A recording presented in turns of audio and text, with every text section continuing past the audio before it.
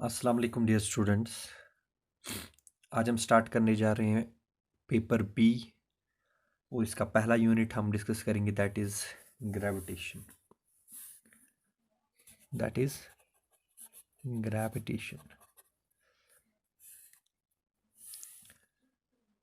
इस 11th course के starting में हमने 4 फंडामेंटल फोर्सेस डिस्कस किए और उन 4 फंडामेंटल फोर्सेस में से जो पहला फोर्स है that is weakest force in nature that is gravitational force. ठीक है, कहाँ पे एग्जिस्ट होता है? Between any two bodies, any two masses. ठीक है, between two balls, between stone and earth, between earth and other planets, between earth and moon, between sun and other planets. जो भी बॉडीज यूनिवर्स में हैं उनके बीच exist होता है gravitational force. ठीक है, और उस फोर्स का मैग्नीट्यूड किसने बताया? न्यूटन ने। और उसने एक लॉ दिया that is Newton's universal law of gravitation. Universal law of gravitation, जिसकी हेल्प से हम दो बॉडीज के बीच ग्रेविटेशनल फोर्स का मैग्नीट्यूड निकालते हैं। It's experimentally verified law. तो अगर हमारे पास दो बॉडीज होंगी, so this is body A of mass m1, this is body B of mass m2, तो ये बॉडी इसको अट्रैक्ट करेगी, ये बॉडी इसको अट्रैक्ट करेगी।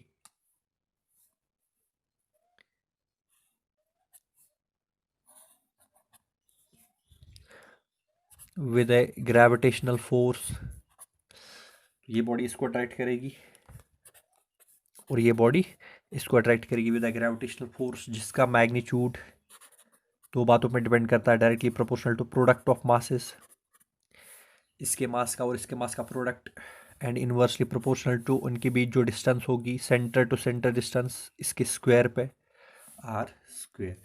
तो इसको जब हम इक्वेशन बनाते हैं, जब इसको न्यूटन ने इक्वेशन बनाई तो उसने यहाँ पे एक कांस्टेंट ऑफ प्रोपोर्शनलिटी लगाया that is called as universal gravitational constant G m1 m2 divided by R square, where g is called as universal gravitational constant और इसका जो वैल्यू होता है दैट इज 6.67 इंटू 10⁻⁻11 -11।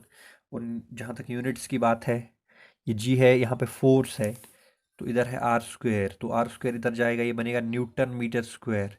ये किलोग्राम और किलोग्राम स्क्वायर डिवाइड हो जाएगा, तो न्यूटन मीटर स्क्वायर पर kilogram square. This is the SI value of universal gravitational constant in SI units. ठीक है, तो अगर इसको डिफाइन भी करना होगा, जैसे मैं कहूँगा if m1 is equal to m2 is equal to 1 kg, दोनों बॉडीज का मास बराबर होगा 1 kg के और r बराबर होगा 1 मीटर के, उस सिचुएशन में F बराबर होगा g के,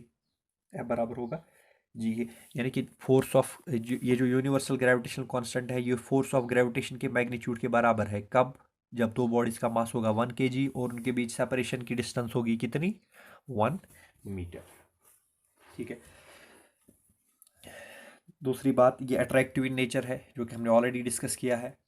ओबे करता है Newton's third law of motion, यानी कि ये अगर इसको अट्रैक्ट करेगा, ये इसको वापस अट्रैक्ट करेगा, तो अगर मैं लिखूंगा FAB, force on body A due to B, वो बराबर होगा -FBA, force on body B due to A।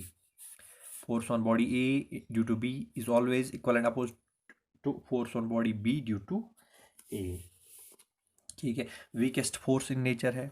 और एक्सचेंज पार्टिकल्स यहाँ पे क्या होते हैं? ग्रेविटॉन्स, ये हमने ऑलरेडी डिस्कस किया है।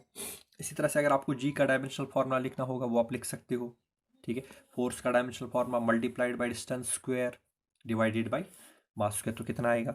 फोर्स का हो गया m1L1T-2, यहाँ पे आएगा m1, फोर्स का है m1L1T-2 और L2 आ जाएगा साथ में, तो आएगा m1, it will come out to be m1L3 is m1L1T-2 L2T-2, और यहाँ पे मास kg में डिवाइड हो जाएगा -2, तो यहाँ पे आएगा -1।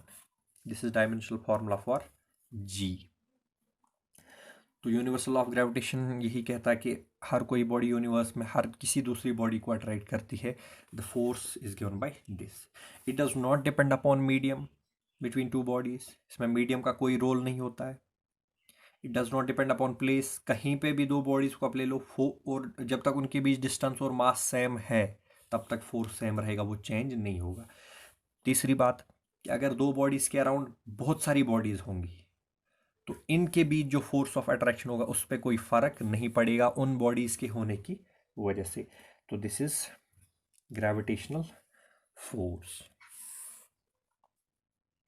एक सिंपल न्यूमेरिकल प्रॉब्लम हम यहाँ पे लेते हैं। फॉर एग्जांपल अगर हमें निकालना होगा इलेक्ट्रॉन और प्रोटॉन के बीच gravitational force in hydrogen atom.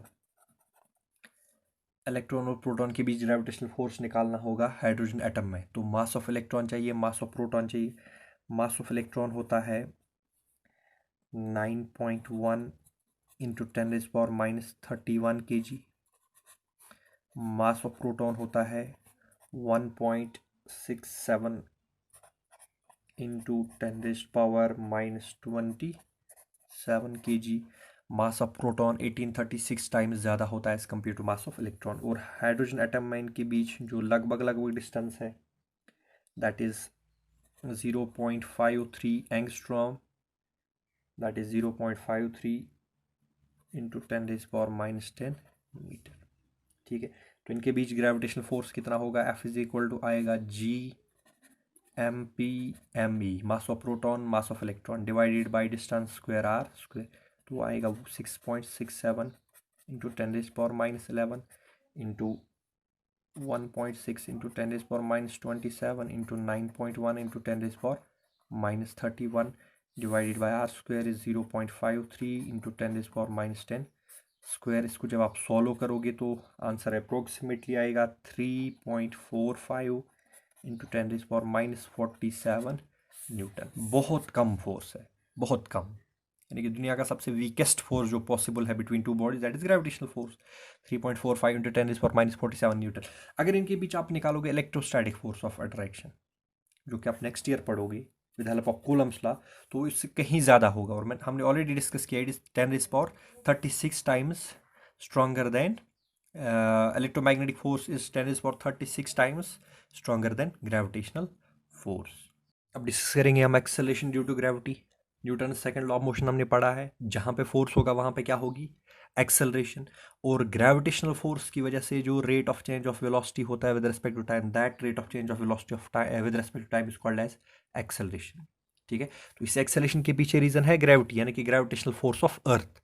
तो इसी वजह से इस एक्सेलरेशन का नाम होता है एक्सेलरेशन ड्यू टू ग्रेविटी। इसका एक फॉर्मूला हम देखेंगे। ये मान लीजिए अर्थ है, let's take earth as spherical in shape of mass m and radius capital R। इस अर्थ के ऊपर, अर्थ के सरफेस के ऊपर एक और बॉडी है जिसका मास है स्मॉल m। ठीक है, तो दो बॉडीज के बीच डिस्टेंस कितनी होगी? Capital R। तो इनके बीच फोर्स ऑफ ग्रेविटेशन जो होगा that is F is equal to G_M_M, capital M small m, जहाँ पे कैपिटल M है मास ऑफ अर्थ। ठीक है, डिवाइडेड बाई डिस्टेंस कितनी है? Capital R square. ये हमने इनके बीच ग्रेविटेशनल फोर्स निकाला with the help of Newton's universal law of gravitation. और अगर हम बात करेंगे Newton second law of motion की, तो अगर एक्सेलरेशन ड्यू टू ग्रेविटी का वैल्यू है g, अगर एक्सेलरेशन ड्यू टू ग्रेविटी का वैल्यू है g, तो आपको Newton second law of motion की हेल्प से पता है F is equal to ma। तो यहाँ पे क्या आएगा? F is equal to mg, mass into acceleration due to gravity. ठीक है, इन दो को अगर हम कंपेयर करेंगे, तो उस सिचुएशन में mg आएगा G_M_M divided by R square. Mass of body cancel हो जाएगा, तो एक्सेलरेशन ड्यू टू ग्रेविटी का वैल्यू आया Gm/R स्क्वायर, Gm/R स्क्वायर। इस इक्वेशन में अगर आप देखोगे g कांस्टेंट है, मास ऑफ अर्थ कांस्टेंट है, रेडियस ऑफ अर्थ कांस्टेंट है। ठीक है, से मास ऑफ अर्थ का वैल्यू होता है 6.018 into 10⁻24 kg। Radius of earth का वैल्यू होता है 6400 kilometre, that is 6.4 into 10⁻6 metre. ठीक है, जी का वैल्यू आपको पता है। तो अब जब आप वैल्यू रखोगे इसमें तो वैल्यू आएगा एक्सेलरेशन ड्यू टू ग्रेविटी का कितना 9.8 मीटर पर सेकंड स्क्वायर। ये है एक्सेलरेशन ड्यू टू ग्रेविटी का value on the surface of earth, on the surface of earth. और फॉर्मूला क्या है, universal gravitational constant into mass of earth divided by radius square. This is value of acceleration due to gravity at the surface of earth. अब अगर हम earth से ऊपर नीचे जाएंगे तो gravitational acceleration due to gravity का वैल्यू चेंज हो जाएगा, वो हम आगे देखेंगे।